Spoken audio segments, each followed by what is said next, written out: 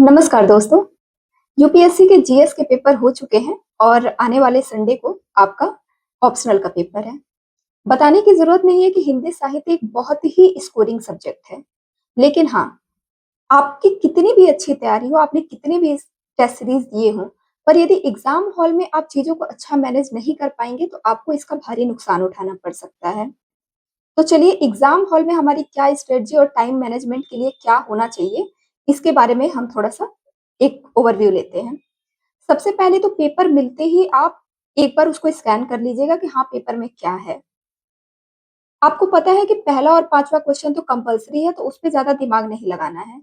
लेकिन खंड ए और खंड बी में जो क्वेश्चन दिए होते हैं, उसमें से कुल मिलाकर हमको 3 क्वेश्चन्स के ही आंसर्स लिखने होते हैं। अब ऐसे में क्वेश्चंस का चुनाव आपके नंबर को बहुत अधिक प्रभावित कर सकता है कि आपने कौन से क्वेश्चन चुने हैं। तो चुनाव के बारे में बता दूँ, जैसे बहुत सारी भ्रांतियाँ हैं कि अगर आप भाषा खंड से उत्तर लिखते हैं या फिर आप पद्य से उत्तर लिखते हैं तो आपको ज़्यादा नंबर मिलेंगे। पेपर 1 में भाषा खंड के लिए है और पेपर 2 में पद्य वाले पोर्शन के लिए। लेकिन मेरा मानना है कि किसी को नहीं पता कि किस में आंसर ज़्यादा किस में नंबर ज़्यादा मिलते हैं। इसलिए आप ये ध्यान दें कि आपकी पकड़ किस सेक्शन पर ज़्यादा अच्छी है। अर्थात कि आप अगर भाषा खंड में अच्छा कॉन्फिडेंट महसूस करते हैं तो आप वहाँ से आंसर दीजिए, लेकिन अगर आपको लगता है कि आप साहित्य के इतिहास में अच्छा लिख पा रहे हैं, तो आप वहाँ से आंसर दीजिए। और बात यहाँ भी तय नहीं होती है। बात जब आप क्वेश्चन पेपर में क्वेश्चन आपके सामने होता है और आप प्रश्नों को पढ़ते हैं, उस समय आपको डिसाइड करना चाहिए कि चूँकि हर एक क्वेश्चन में 3 प्रश्न होते हैं। अब इन 3 प्रश्नों में वो कौन-सा क्वेश्चन है जिसमें आप तीनों को बेहतरीन लिख सकते हैं? और जो क्वेश्चन आपको लग रहा है कि आप ज़्यादा बेहतर लिख सकते हैं, आप उसका चुनाव करिए। तो हमें इस पूर्व धारणा पे नहीं जाना है कि हाँ, मुझे इस खंड से लिखना है या इस खंड से। जो आपको बेहतर आता है उसको लिखिए। अब दूसरी बात, टाइम मैनेजमेंट को लेके। टाइम मैनेजमेंट में क्या करना है कि पहला और 5वां जो क्वेश्चन कंपल्सरी है, आपको कोशिश करना है कि 1 घंटा 10 मिनट से सवा घंटा, मोटा-माटी आप सवा घंटा मान के चलिए कि सवा घंटा में आपको इसको खत्म कर ही देना है। अब ये आप पे डिपेंड करता है या फिर आपकी प्रैक्टिस पर कि आपने स्टार्टिंग से लंबे वाले जो प्रश्न होते हैं, उनको पहले लिखा है या फिर जो कंपल्सरी वाले क्वेश्चन हैं, उनको पहले लिखा है। तो आप चाहें तो स्टार्ट यहाँ से भी कर सकते हैं या बाद में। लेकिन हाँ, सवा घंटे में उसको कंप्लीट करना है। क्यों? क्योंकि 7 से 8 मिनट का एवरेज लेके पर क्वेश्चन आप उसको कंप्लीट करेंगे। मैं जनरली पहले ही लिखती हूँ, क्योंकि मेरा मानना है कि जब शुरुआत अच्छी होती है, तो एक तो टीचर जब कॉपी चेक करता है, वहाँ वो आपको मार्क्स भी अच्छे देता है और दूसरी चीज़ ये कि शुरुआत अच्छी होती है, तो हमारा भी मन अच्छा हो जाता है। तो मैं उसको पहले लिखती हूँ, बाकी आपकी मर्ज़ी। अब इसके बाद जब हम दीर्घ उत्तरी क्वेश्चन्स पे आते हैं, तो वहाँ क्या है कि हर क्वेश्चन के लिए आपको 35-35 मिनट का समय डिवाइड करना है।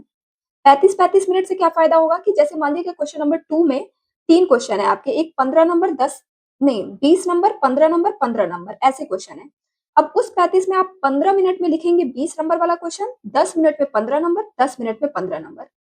और जब आप इक्वली टाइम डिवाइड करते हैं, तो फ़ायदा इससे ये होगा कि वो लास्ट तक पहला तो आपको घबराहट नहीं होगी कि लास्ट में जाके आपको क्वेश्चन के लिए टाइम कम पड़ गया और आप घबराने लगे। घबराहट की वजह से आपका आंसर का क्वालिटी कॉम्प्रोमाइज़ हो जाता है। उसके बाद जब आप समान समय डिवाइड करते हैं हर क्वेश्चन के लिए, तो ऐसे में क्या होगा कि आपके हर क्वेश्चन्स की क्वालिटी इक्वल जाएगी।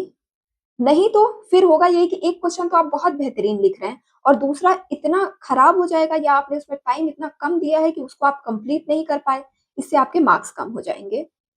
ठीक है? तो अपनी स्ट्रैटेजी क्या रहेगी कि जो पहला और 5वां दोनों को एक साथ ही लिखने की कोशिश करें, चाहे स्टार्टिंग या बाद में और 1 घंटा 10 मिनट से सवा घंटे में उसको एनी हाउ कंप्लीट कर दें। फिर 35 मिनट एक क्वेश्चन, 35 मिनट, 35 मिनट 3 सेट बनाइए और इसमें आपका पूरा पेपर कंप्लीट हो जाता है। इसके बाद कोशिश करिए कि आपके पेपर में हैंडराइटिंग आपकी साफ-सुथरी हो और उसके बाद मात्राओं की गलती बिल्कुल मत करिए। हिंदी साहित्य एक ऐसा विषय है जहाँ आप साहित्य की परीक्षा दे रहे हैं और साहित्य में आप अ, मात्राओं की गलती करें, ये मतलब थोड़ा अगर आपसे एक आध गलती हो जा रही है तो कोई बात नहीं, पर कोशिश करें कि मात्राओं की गलती ना हो। इसके बाद जो महत्वपूर्ण चीज़ें हैं उनको अंडरलाइन ज़रूर करें और अगर आपकी स्पीड अच्छी है तो आप ब्लैक ब्लैक और ब्लू दोनों पेन का यूज़ करें। मतलब कोई ज़रूरी नहीं कि हर जगह आप जितना जैसा एक जो नॉर्म होता था अपने स्कूल कॉलेज में कि यहाँ ब्लैक, यहाँ ब्लू, ऐसे नहीं। हाँ, बीच-बीच में भी अगर कहीं आप ब्लैक डाल देते हैं ना, तो एक सुंदरता बन जाती है कॉपी में। तो बस इन स्ट्रैटेजी के साथ मुझे लगता है कि आप अपने मार्क्स को जहाँ आप 270, 280 पाने वाले थे, आप 300 के पार भी अपने मार्क्स को ले जा सकते हैं। तो फॉलो करिए इस स्ट्रैटेजी को और अच्छे नंबर ले आइए। Thank you.